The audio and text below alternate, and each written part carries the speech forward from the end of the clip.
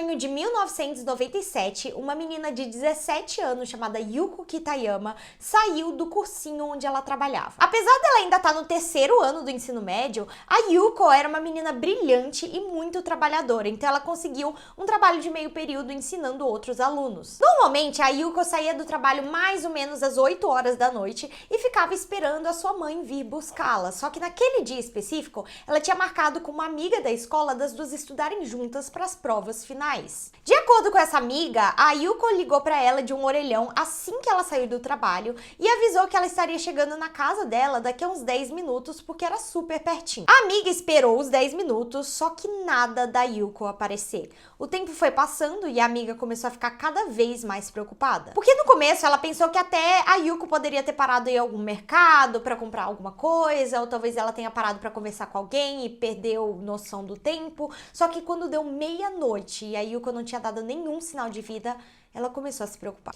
A amiga, então, ligou para casa da Yuko para checar se a menina teve algum tipo de imprevisto e resolveu ir direto para casa. Só que a família da Yuko ficou desesperada com essa ligação, porque ela ainda não tinha voltado. E na cabeça deles, a Yuko estava na casa daquela amiga estudando. A família pegou o carro e começou a procurar a Yuko no trajeto que ela normalmente faria entre o cursinho e a casa da amiga, ou no trajeto que ela faria para ir para a própria casa. Eles tinham a esperança de ver a bicicleta da Yuko estacionada em alguma casa, talvez ela tivesse ido visitar outra amiga, mas eles não encontraram absolutamente nada. Então, por volta das 2 horas da manhã, a família foi até a delegacia de polícia mais próxima e reportou o seu desaparecimento. E é a partir daqui que esse caso fica muito, mas muito estranho. Nos dias seguintes, os familiares e os amigos da Yuko procuraram por ela em todos os lugares. A Yuko era realmente uma menina super popular e todo mundo da escola gostava dela, então muita gente mesmo se reuniu para procurar por ela. Cartazes foram espalhados pela cidade com fotos e informações da Yuko, além de panfletos com descrições do que ela estava usando da última vez que ela foi vista. E quando ela desapareceu, ela estava carregando um pager. Naquela época, nos anos 90, esse pager funcionava mais ou menos como um celular. Então todos os amigos dela ficaram mandando várias mensagens todas as horas do dia na esperança que a Yuko talvez visse pelo menos uma dessas mensagens. Então no dia 16 de junho, 3 dias depois do seu desaparecimento, alguém finalmente respondeu. Uma outra amiga da Yuko, que vamos chamar apenas de Amy, mandou novamente uma mensagem pro pager da Yuko. Só que dessa vez ela incluiu na mensagem o seu número de telefone residencial, falando pra Yuko: se você estiver vendo essa mensagem, por favor, me ligue e me fale onde você tá. E depois de alguns minutos, o telefone da Amy começou a tocar. Ela atende, mas a pessoa do outro lado da linha não diz nada, e por algum motivo a Amy já sabia que ela não estava falando com a Yuko. Só que ela só escuta a pessoa do outro lado da linha respirando, sem falar nada. Por 2 dias inteiros, ela ficou recebendo diversas ligações no seu telefone residencial e toda vez que ela atendia, ela só escutava a mesma coisa, a respiração. Até que no dia 18 de junho, finalmente a pessoa falou alguma coisa. A voz de um homem falando: vamos nos encontrar? Olá, amizades! Tudo bem? Meu nome é Luísa Kemi, ou só a Kemi. Bem-vindos de volta ao Cafezinho Investigativo, canal aqui do YouTube em que falamos sobre casos reais, mistérios e lendas urbanas que aconteceram em países da Ásia enquanto tomamos um cafezinho gelado. Eu tenho o dom da sabedoria e eu sei que muitos de vocês que assistem os vídeos do canal não estão inscritos e eu quero saber por quê.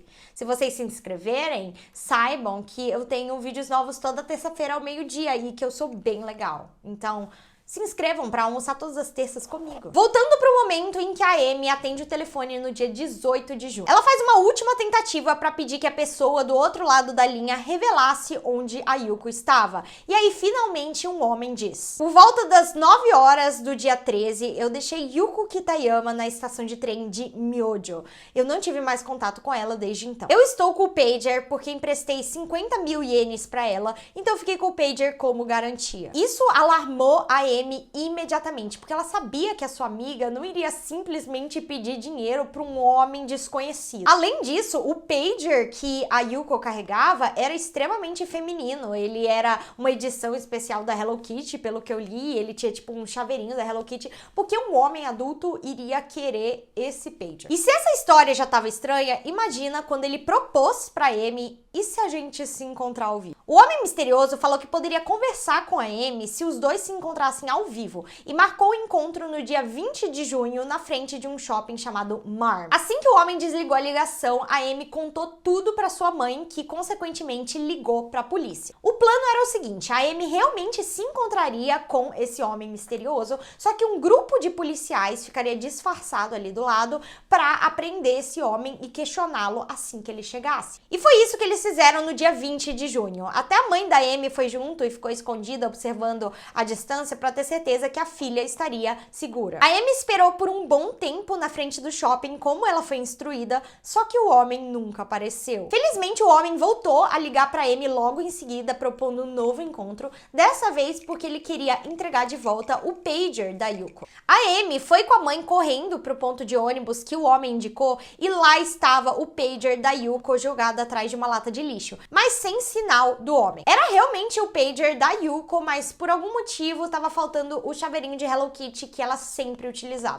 A esse ponto, a polícia já tinha certeza que o homem misterioso ligaria novamente para Amy, porque ele já tinha ligado para a menina pelo menos umas outras 30 vezes. Então eles deixaram um policial encarregado de tentar rastrear a ligação assim que esse homem ligasse.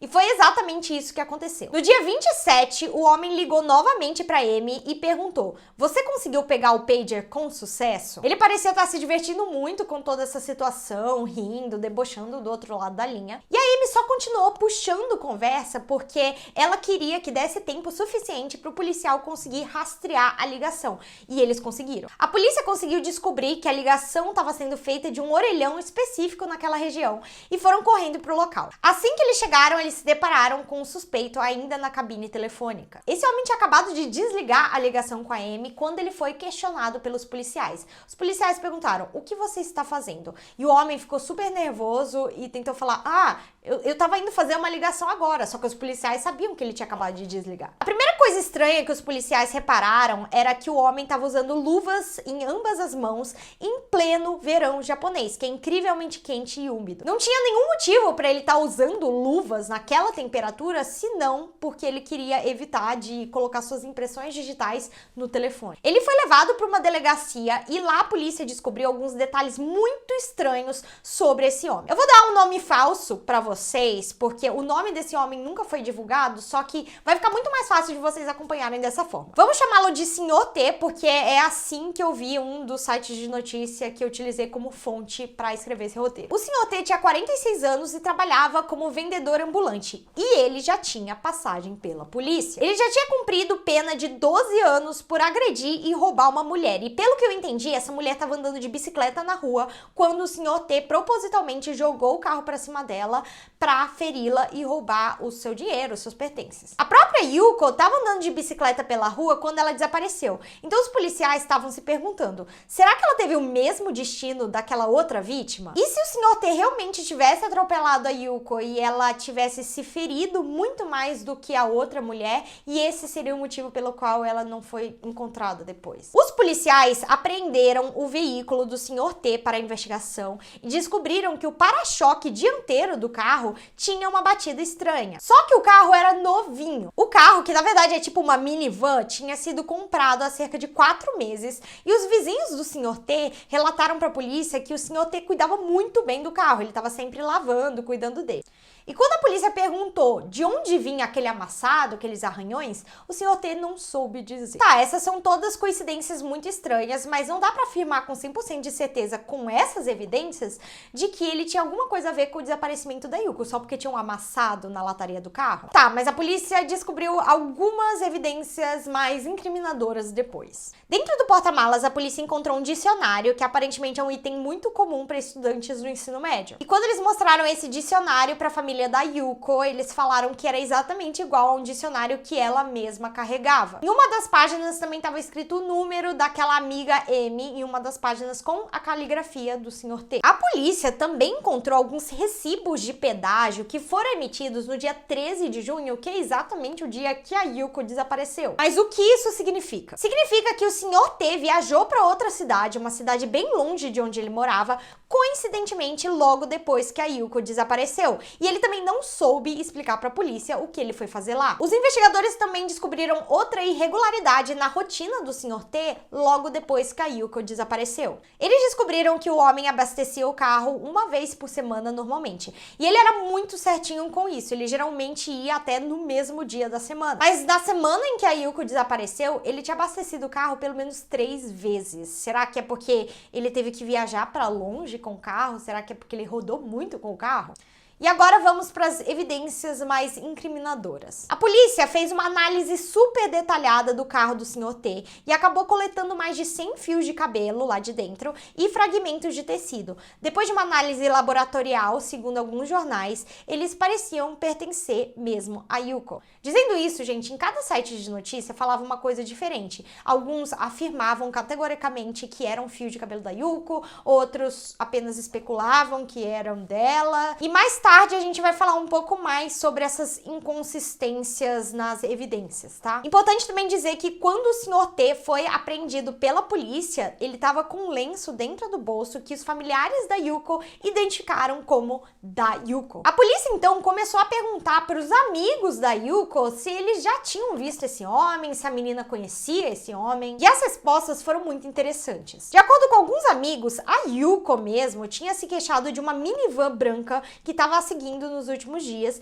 e ela estava meio assustada. E a descrição da minivan batia perfeitamente com as características do veículo que o Sr. T dirigia. Além disso, alguns colegas de escola da Yuko disseram que viram o Sr. T nos portões da escola que eles estudavam entre os dias 17 e 18 de junho, que era alguns dias depois do desaparecimento da Yuko, e antes dele ter sido localizado pela polícia. De acordo com eles, esse homem se aproximou de um grupo de estudantes e começou a fazer perguntas, tipo, puxar assuntos, tipo, vocês ouviram falar do desaparecimento daquela menina, Yuko Kitayama? O que vocês acham sobre isso? Uma loucura, né? Como se ele estivesse fingindo que ele não sabia quem era a menina e como se ele tivesse visto essa notícia no jornal. O problema é que naquela época, 2, 3 dias depois do desaparecimento da Yuko, apenas os amigos mais próximos e os familiares meio que sabiam desse desaparecimento. Não foi uma notícia que se espalhou por todo o país naquela época. Então era muito estranho que um homem desconhecido viesse até a escola da menina para